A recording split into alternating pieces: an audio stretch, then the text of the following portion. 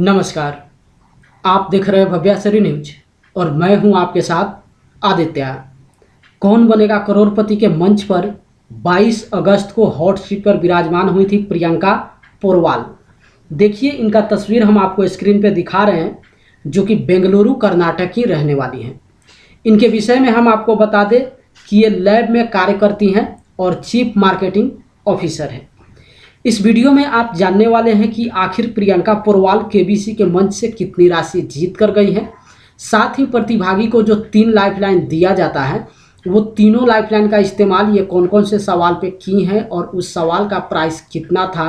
लेकिन उससे पहले हम आपको बता दें, केबीसी के मंच से प्रियंका पोरवाल 80,000 की राशि जीत कर गई हैं।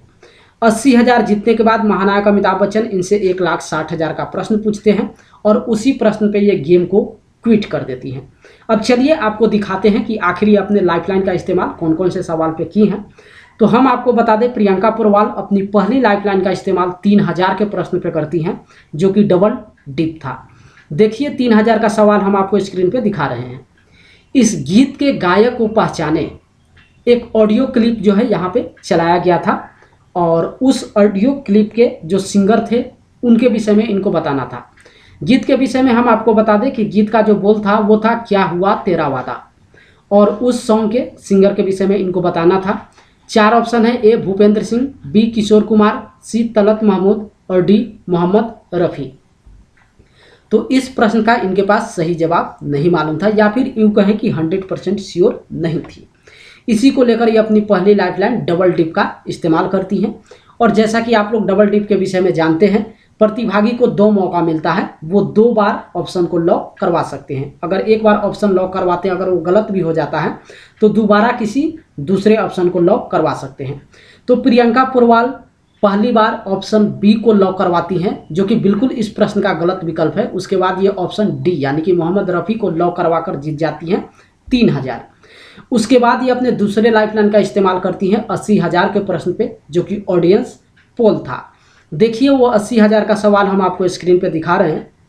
चेन्नई में जन्मे कौन से गेंदबाज एक बातचीत शो कुट्टी स्टोरीज के होस्ट हैं। 4 ऑप्शन है, ए दिनेश कार्तिक, बी रविचंद्रन अश्विन, सी वाशिंगटन सुंदर और डी संजू सैमसन। तो इस प्रश्न का इनके पास सही जवाब नहीं मालूम था। इसी को लेकर ये अपनी दूसरी लाइफलाइन ऑडियंस पोल का इस्तेमाल करती हैं।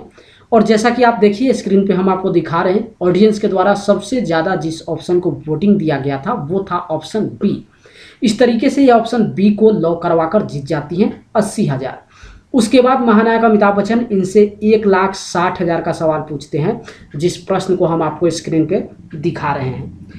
किस विशेष एजेंसी का मुख्यालय नई दिल्ली में प्रवर्तन भवन में है। 4 ऑप्शन है, ए ईडी, बी सीबीआई, सी रॉ और डी आईवी। तो इस प्रश्न का इनके पास सही जवाब नहीं मालूम था। इसी को लेकर ये अपनी आखिरी lifeline video call of friend का इस्तेमाल करती हैं। और जैसा कि देखिए आप स्क्रीन पे जिनको वीडियो कॉल के रूप में देख रहे हैं, इनके विषय में हम आपको बता दें कि इनका नाम है रवि सुब्रमण्यम, और इनके तरफ से ऑप्शन ए को लॉक कराने के लिए जो है हिदायत दिया गया है या फिर सजेशन दिया गया है, लेकिन ये भी 100% श्योर नहीं थे।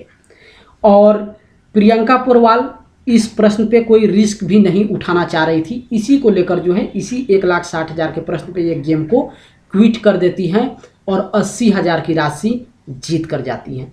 जैसा कि आप लोग जानते हैं कि गेम क्विट करने के बाद ऑडियंस को इस प्रश्न का सही जवाब बताना होता है। तो प्रियंका पोरवाल वीडियो कॉल के रूप में जो नज़र आए थे, उनके सजेशन के आधार पे ये ऑप्शन ए यानी कि ईडी को लॉक करवाती हैं, जो कि बिल्कुल इस प्रश्न का सही विकल्प होता है।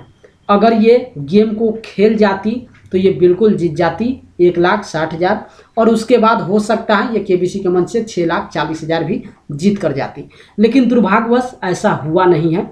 2-3 यहाँ पे बातें हम आपको कहना चाहेंगे चलते चलते लास्ट में। इतना तो आप जान गए कि कौन बनेगा करोड़पति के मंच से प्रियंका पोरवाल जो है 80,000 की राशि जीत कर गई हैं। अब चलिए ऐसे पढ़े लिखे प्रतिभागी के विषय में हम आपको बताना चाहते हैं, जो केबीसी के मंच पर पहुंचते हैं, हॉट सीट पर विराजमान होते हैं, और खासकर जो वेल मेंटेन है, जो कहीं ना कहीं अर्निंग कर रहे हैं, उनका घर जो है अच्छे तरीके से चल रहा है। प्रियंका पोरवाल के विषय में भी ऐसा ही कहा जा सकता है। इनको बिल्कुल 1,60,000 के प्रश्न पे 100 नहीं 110% रिस्क उठा लेना चाहिए था, क्योंकि सोचिए अगर गलत हो भी जाता तो ये खोती क्या, और अगर गेम क्विट भी कर दी तो आखिर जीत कर कितना गई, ये दोनों सोचने वाली बात है। अगर ऐसे प्रतिभागी 1,60,000 पे रिस्क ना उठाए, 3,20,000 पे ना उठाए, 6,40,000 पे ना उठाए, तो फिर सोचने वाली बात है आखिर कौन से प्रतिभागी जो हैं, ये वो लोग सोचते हैं जिनकी अर्निंग पॉइंट काफ़ी कम होती है, जो सोचते हैं चलिए जितना भी मिल रहा है कम से कम उसी से हम कुछ कर लेंगे या वही मेरे लिए काफ़ी है। लेकिन ऐसे प्रतिभागी जो वेल मेंटेन हैं, उनको बिल्कुल यहाँ पे जो है रिस्क उठा लेना चाहिए। दूसरी चीज़, क्वेश्चन को जरा आप गौर से देखिएगा, किस विशेष एजेंसी का मुख्यालय नई दिल्ली में प्रवर्तन भवन में है। अगर पिछले आप 3-4 सालों का आंकड़ा आप निकालेंगे, अगर आप न्यूज देखते होंगे तो प्रवर्तन का नाम आप लोग अच्छी तरीके से सुने होंगे, खासकर सुशांत सिंह राजपूत के समय तो काफ़ी ये चर्चा में आया हुआ था। और उसके बाद आप कितना सारा नाम ये सुने भी होंगे प्रवर्तन निदेशालय के विषय में। इनका नाम तब आता है जब कहीं पे मनी लॉन्ड्रिंग की बात आती है, वहाँ पे ईडी जो है एक्टिव होता है और वहाँ पे जाके ये छापामारी करना शुरू करता है। तो ये काफ़ी चर्चित नाम है। पिछले 4-5 सालों में तो ये प्रवर्तन निदेशालय ईडी इतना चर्चा में आया हुआ है कि लगभग कॉमन लोगों के जुबान पे ये नाम जो है शिफ्ट ही है, उनको पता ही है। लेकिन खैर कहा नहीं जा सकता, किसी को कोई जवाब पता होता है, किसी को कोई जवाब पता होता है। बस इतना ही कहना चाहेंगे कि और भी प्रतिभागी जो केबीसी के मंच पे आने वाले हैं, जो इस वीडियो को देख रहे हैं, कम से कम अगर आप वेल मेंटेन हैं तो ऐसे ऐसे प्रश्न पे रिस्क जरूर उठा लीजिए, क्योंकि वहाँ पे सोचिएगा कि अगर खो भी जाएंगे तो क्या खोएंगे, और अगर जीत लेंगे तो बेहतर होगा, आगे बढ़ जाएंगे। तो इस वीडियो में बस इतना ही। फिर दूसरे जो प्रतिभागी हॉट सीट पे विराजमान हुए हैं उनके विषय में हम आपको नेक्स्ट वीडियो में बताएंगे।